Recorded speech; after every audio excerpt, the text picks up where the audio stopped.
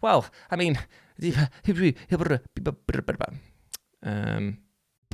Hello all of you little demons, Jules here for WhatCulture.com, back again with another episode of the awesomely named and awfully hosted Choose Your Own Adventure, the weekly medieval themed format where I, the crown Jules of WhatCulture.com, take a list chosen by you, yes you the person who is about to go to a Warhammer tournament. Look at all of these horrible fiends of chaos that I'm running today. Ooh, I'm gonna lose. Yes, you get to decide what list I dole out to you each and every week, and this week we have none other to thank than Sakota Atokre. Apologies if I mispronounced your name there, my friend, but thank you very much for your suggestion of video game heroic sacrifices that didn't actually mean that much when you came to think about it. And I've applied my YouTube wizardry and changed it slightly to video game sacrifices that meant absolutely nothing. Now, you see, a lot of video games revolve around the concept of sacrifice, of what the protagonist or player is willing to give up in order to save the world or a loved one. And indeed, as a narrative device, it can lead to some of the best stories in the medium. Yet for every Mordin or Dom from Gears of War 3, or indeed my bike that was sacrificed to the cold and wet because I was too lazy to cycle home in both of those conditions, so my friend Beanie gave me a lift, thank you very much, buddy, there are unfortunately some heroic sacrifices that are anything but, and indeed, if we're using some other terminology, we'd say that they absolutely suck. Whether it's a character dying only to have their sacrifice wiped away by a newer, more powerful enemy, or because it simply causes more problems than it solves, there are some video game characters who would have actually been better off just not getting involved at all. As horrible as it is to say, I wish that they'd stayed on the sidelines some of the time. With the power of hindsight, all of these video games contain moments of self-sacrifice that were utterly meaningless, and left players scratching their heads, infuriated by their loss, or simply trying to stifle a laugh at how poorly their exit was structured. So with this in mind, let's take a look at them. As I'm Jules, this is WhatCulture.com, and these are 7 heroic video game sacrifices, that's too many finger quotation marks there, heroic video game sacrifices that meant absolutely nothing. But before we begin, we should just address the elephant in the room, and that is, I'm not entirely sure who's editing this video. James, unfortunately, was a bit ill last week, and unfortunately he got a bit worse. So maybe James will be here? I don't know who I'm gesturing at now. It could be Joe. It could be Dan. It could be Alfred Cummingworth III, the secret editor that we keep in the basement. You're not meant to know about that one, actually thinking about it. Let's move on. Number 7, George, Halo Reach. Now let's address the elephant in the room that's wearing metallic green armor, because technically all of the heroic sacrifices in Halo Reach came to mean absolutely nothing in the grand scheme of things, seeing as Reach definitely falls and the Covenant are very much not slowed down in their sweeping advance at all. However, the cream of the crap exits definitely belongs to poor old George. I say this because this poor old fella truly believes that his sacrifice is going to save Reach, and that by taking down the Covenant supercarrier that's bothering the planet, the Covenant will be a thing of the past. As he urges his team to leave before setting off a techno bomb bigger than the song No Limit by the band Too Unlimited, he turns to the camera to smugly and slyly say, "My middle school teacher said I'd never amount to anything, but here I am, about to save the goddamn human race," and boom, explodes in a blaze of glory that lasts about 7 or 8 seconds, because then the full Covenant armada arrives. Whoops. Yeah, that was almost too much peace and quiet in a Halo game. I was getting worried there. Bless you, George. You did your best, but your best was, pathetic. Number 6, Pandora, God of War 3. Now, the God of War series is absolutely littered with sacrifices, but thanks to the very aggressive nature of Kratos and the selfish nature of the other gods, very few of these would have the word heroic attached to them, especially that time that Kratos just burned a dude alive who was in a cage just so we could open a door. That's a dick move. Still, there's one moment in God of War 3 that is both heroic and completely pointless, which comes in the form of Pandora's sacrifice in order to open the box sharing her name. During a climactic fight between Kratos and Zeus, and let's be honest, is there any other kind containing these two, Pandora realizes that the only way that Kratos can end the fight is to open the box and use the power inside. Now, at this point in the game, it's never been made explicitly clear what's inside the box, but boy howdy do you want whatever is inside there, because Zeus has just been taunting you something rotten, and you want to open the box and use whatever it is in there to knock his jaw the other side of his face, Daffy Duck style. However, upon deleting herself from existence, Kratos approaches the box to find it completely and utterly empty, with the implication being that the only thing capable of defeating Zeus was the power of hope itself, something which is later revealed to have been within Kratos all along.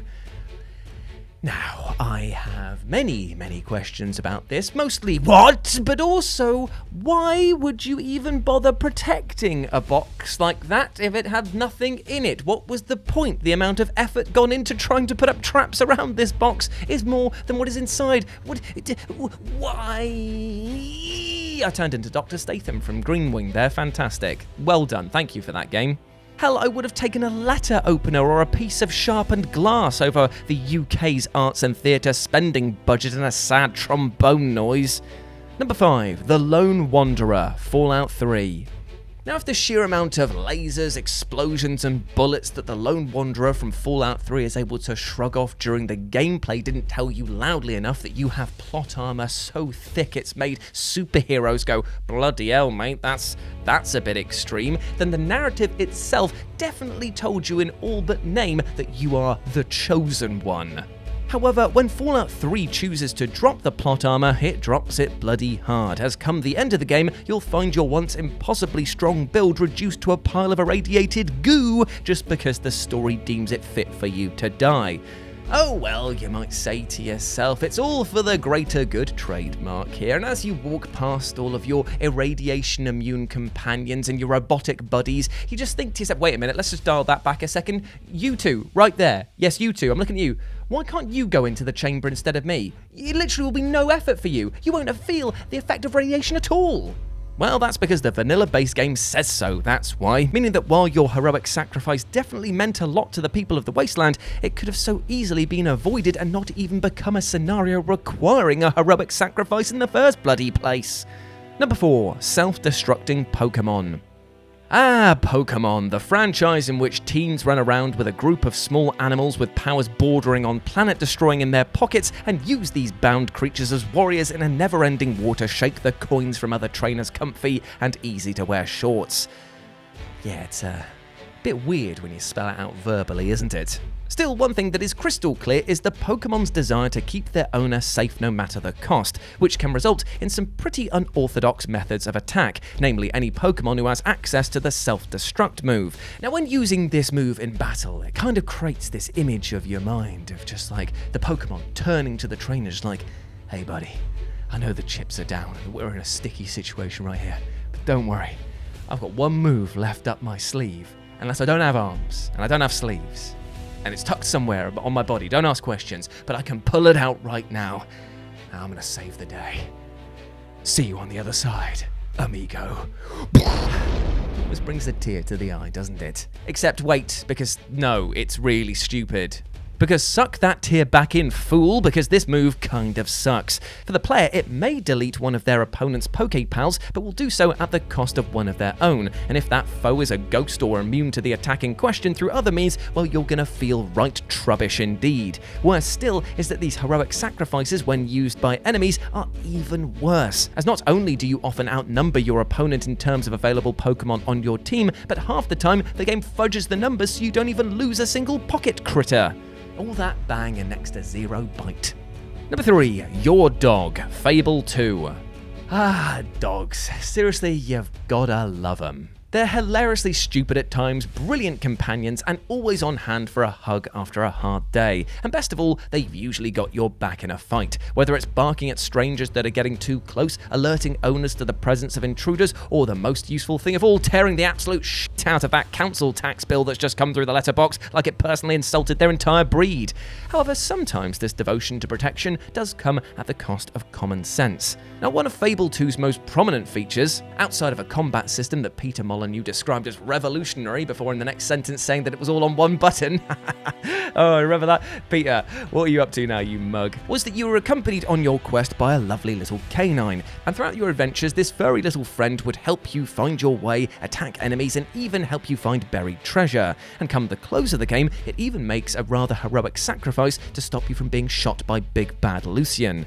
Now, it's quite the moving moment as Lucian lines up his gun, takes the shot, and the dog dives in the way to literally take the bullet for you. You're probably there just thinking, no, no, this is awful. But mainly because it's a bonehead decision. Because of course Lucian's got another bullet for his gun, you idiot. So yeah, he just pulls another bit of buckshot out of his pantaloons, reloads, and then you're in the same position again. In fact, this heroic sacrifice ends up costing the player, as now we have to make a decision between resurrecting the dog or undoing the evil that Lucian has wrought upon the world. And without this dog's death, we'd just be laughing it up with all those whose lives we just made better. Number 2, all of the prior summoners, Final Fantasy X. Now, if ever there was an enemy that best represents the current state of the video game industry, then it's the main antagonist from Final Fantasy X. It's a massive, bloated whale that just ruins everyone's fun with the likes of microtransactions, loot boxes, and I guess some mega death waves, and of course, its sheer heft. Plus, it's called Sin. Is it any wonder why the people of Spira want this Moby dickhead gone from their lives, and thus send a chosen few on arduously long quests in order to quell this beast? Of course not! And for the summoners in question that take this pilgrimage, no role could be more rewarding, as by their hand they will banish this monster for good, or at least a few hundred years, but that's good enough for most people. However, it's revealed quite late into the game that in order to defeat Sin, you need to use the Final Aeon, which when it kills Sin, and the summoner who used it in the first place, becomes the new Sin. Oh boys, we've messed up here, haven't we? That seems like a pretty pointless cycle of violence, death, destruction, and loss that will most definitely cause thousands more to lose their lives. Cool! All those prior summoners who either died on their journeys or just through buying the world some time, all of their lives really were for nothing, as the cycle would continue indefinitely had Yuna and her crew just said, oh okay then, let's carry this on, and not beaten you Yevon into base elements. Seriously, did no one try this option before? And number 1, Booker DeWitt, BioShock Infinite. Now, for those of us who have already played the confusing and what the fuck-em-up that is BioShock Infinite, you will know, and spoiler alert for those who don't know this bit yet, that you are both Booker DeWitt and Comstock. You are both hero and villain. Confused? Don't worry, so are the rest of us. Yes, that's right, you're both the hard-up alcoholic detective and the racist sky tyrant thanks to ultimate dimension hopping shenanigans. And throughout the experience, you will come to learn that it's not just these two versions of Booker that exist either, and thanks to a crop of lighthouses as far as the eye can see, there are literally infinite versions of yourself in both good, evil, and my personal favourite, aggressively neutral forms out there. Gosh dang, this is making me so tepid.